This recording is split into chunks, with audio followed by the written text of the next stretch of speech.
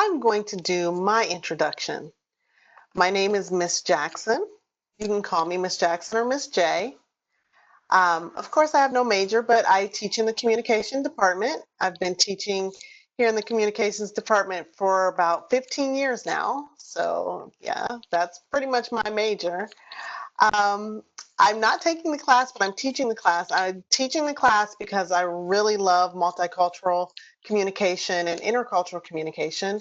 I actually own my own company where I go out and provide diversity training for diversity, equity, and inclusion. So this is really my field and my topic and something that I'm truly passionate about. My hometown is Youngstown, Ohio. I've lived here all my life. I did leave, though, to go to Kent State University for college. I went to Capital University my freshman year and then transferred to Kent State. And then I went to New York University. So I lived in New York for 2.5 years while I received my master's degree. But my hometown is Youngstown, Ohio. I never went to YSU, but I still love and have an affinity for YSU. Like I said, I grew up here in Youngstown. I'm a graduate of Cardinal Mooney High School. And so that's where I've been. I don't speak any other languages besides English. I know a tiny bit of Spanish. I learned in college Arabic, Russian, and Swahili, which is an African language. I learned Spanish in high school, but I can't really speak any of those languages well. I understand some of it and know a few words here and there. My son learned no, he learned French and Chinese, and he learned another language. But he from kindergarten all up till 8th grade. He's in 8th grade now. He's learned Chinese, French, and there's another language he learned in kindergarten. But I've learned a little bit of Chinese through him, a little bit of French through him. So, but I don't speak another language fluently. Um, I've only visited Jamaica. I've not traveled really far. This was our year to travel. We were applying for our passports and we were going to go to London and go overseas that way. But of course, COVID hit. So we're going to postpone that. But there are many countries that my son and I would like to visit, and I will be going once COVID is over. I've had many, many intercultural experiences. One major intercultural experience I've had was when I was growing up. I grew up in a neighborhood where we were the only African American family on our street. But you might think, oh, that's kind of rough. But no, we also grew up on the street where my next door neighbors were born and raised and from Italy. So we got to experience their food, and when they made their wine, we got to taste some of it. And so we got to experience the Italian culture. Then about 6 houses up, there was another family from Saudi Arabia. So I got to experience the Arabic culture. We learned their listened to their language. We ate some of their food. We saw their clothing and dress. A few houses down from that girl's house, there was another family who they were Polish and they did Polish dancing. They ate Polish food. They did Polish dress.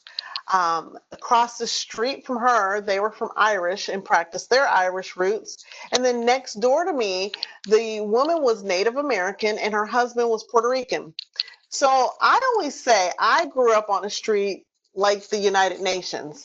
We had every nationality known to man. So although we were the only African Americans, there were so many other wonderful cultures on this street that we learned so much in how to get along with people unlike ourselves. One ritual our family practiced while growing up. Well, at Christmas time, we always made the Christmas salad every year, and I still do it to this day. So the Christmas salad is a bunch of fruits, apples, really apples and oranges, and then you crush up hard candy, you put that in there as well. You crush up nuts, you put that in there. I know it sounds kind of crazy. And then you put the juice from the oranges and eat that. Now, if you're an adult, you get to put either vodka or rum in there, and then you can eat it. So it's a really tasty treat.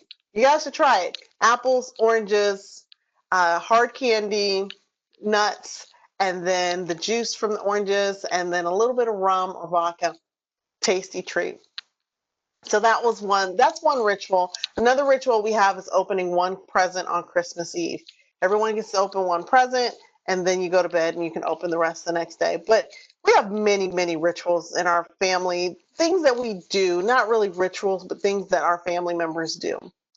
Something about me that is culturally hidden that you would have never guessed in a million years is I'm a dancer. I've danced professionally since probably for the past 15 years. I started dance at 7. Um, my areas of expertise are jazz, modern, hip hop. I break dance.